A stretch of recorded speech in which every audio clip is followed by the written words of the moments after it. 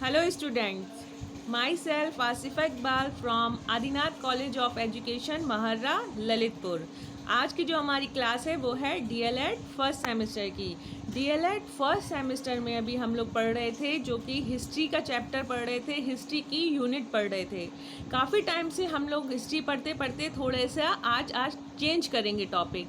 इसके बाद फिर से हम दोबारा हिस्ट्री को चालू कर देंगे। अभी हमने हिस्ट्री में जो कि पढ़ा मानव सभ्यताओं के बारे में, वैदिक काल के बारे में, पाषाण काल के बारे में, ऐसी कई चीज़ें हमने जो प्राचीन इतिहास से रिलेटेड थी उनको पढ़ रहे थे। अभी आपकी इतिहास में कुछ टॉपिक और हैं जिनके बारे में हम थोड़ा सा चेंज करने के बाद सब्जेक्ट को फिर से दोबारा हिस्ट्री करेंगे। कहते नहीं है एक ही साथ हिस्ट्री पढ़ते पढ़ते एकदम बोरिंग लगने लगती है। तो आज हम सोशल स्टडीज़ में आगे का जो इसमें जो चैप्टर है ज्योग्राफी का, आज हम उसको शुरुआत करते हैं। इसके बाद हम फिर से दोबारा हिस्ट्री को शुरुआत करेंगे। तो आज का जो हमारा टॉपिक है वो आपका ज्योग्राफी से रिलेटेड है, जो कि डीएलएड फर्स्ट सेमेस्टर की यूनिट में जो ज्योग्राफी है उसमें पहली यूनिट में आता है।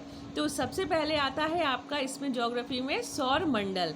सौर मंडल यानी कि क्या होता है ये हम बताएंगे। इसमें कौन कौन से ग्रह होते हैं, किस किस ग्रह को किस किस नाम से जाना जाता है, ये सारी जानकारी हम आज के इस वीडियो में आपको उपलब्ध कराते हैं। ठीक है, आपने देखा होगा अंतरिक्ष में बहुत ही विशाल है, ब्रह्मांड बहुत विशाल है। ऐसे ना जाने कितनी असंख्य ऐसी चीज़ें हैं जिनके बारे में आज भी खोज चल रही है कि सौरमंडल कितने हैं, ब्रह्मांड कितने हैं, ग्रह कितने हैं, उपग्रह कितने हैं। ये सारी चीज़ों के बारे में वैज्ञानिक लोग आज भी बहुत ज़्यादा जानकारी हासिल करने में लगे हुए हैं। सौर मंडल अगर कहा जाए तो ये 8 ग्रहों से मिलकर बना हुआ है। सौर मंडल के अंदर हमारे तारे, ग्रह, उपग्रह, ये सारी चीज़ें आती हैं, आकाश गंगाएं, ये सारी सब चीज़ें मिला के हमारा सौर मंडल का निर्माण करती हैं। हमारे ग्रह 8 होते हैं, जैसे कि आपको पता है पहले ग्रह 9 हुआ करते थे, लेकिन फिर कुछ टाइम बाद यम को इन ग्रहों की श्रेणी से अलग कर दिया गया और अब जो हमारे सौरमंडल में ग्रह बचे हैं वो 8 ग्रह बचे हैं।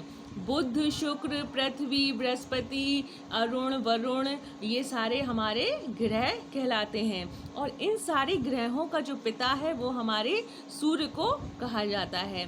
सूर्य इन ग्रहों में या तारों में अगर कहा जाए तो खुद का प्रकाश नहीं होता है, ये सूर्य के प्रकाश से ही चमकते हैं और इनमें खुद की रोशनी बिल्कुल नामात्र को होती है। अगर अब हम बात करें सबसे छोटे ग्रह के बारे में, तो सबसे छोटा ग्रह हमारा बुध ग्रह कहलाता है, जो कि इसमें बुध ग्रह में वातावरण नहीं है और ये सूर्य की गर्मी से ही गर्मी को रोक नहीं पाता है। ये सबसे छोटा ग्रह है और ये सूर्य के सबसे ज़्यादा निकट है।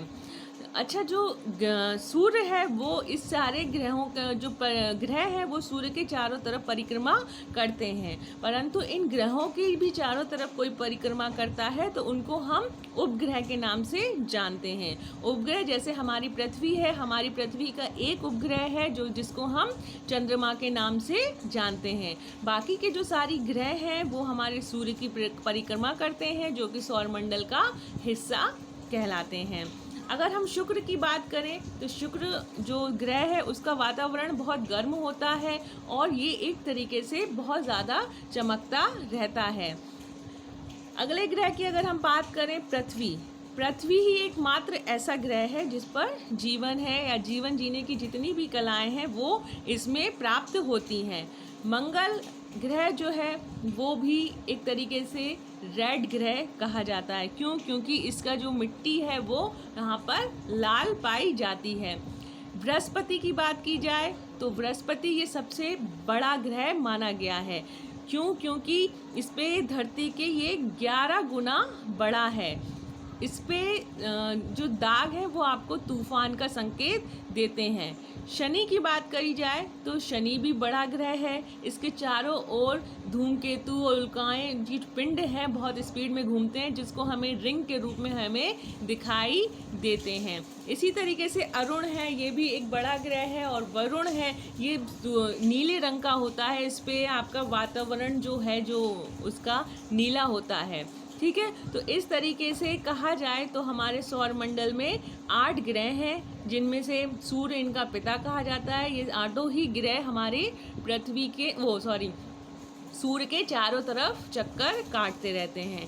तो ये तो आज हमने जाना सौरमंडल के बारे में कि सौरमंडल में कौन कौन से ग्रह हैं और कौन कौन से ग्रह किसके पास हैं, कौन सा बड़ा है और कौन सा छोटा है। अब इस ज्योग्राफी की क्लास को हम कंटिन्यू रखेंगे और 1-2 दिन ज्योग्राफी के टॉपिक्स को पढ़ाएंगे और आपको इसके बारे में जानकारी हासिल कराएंगे। आज के लिए इतना ही, धन्यवाद।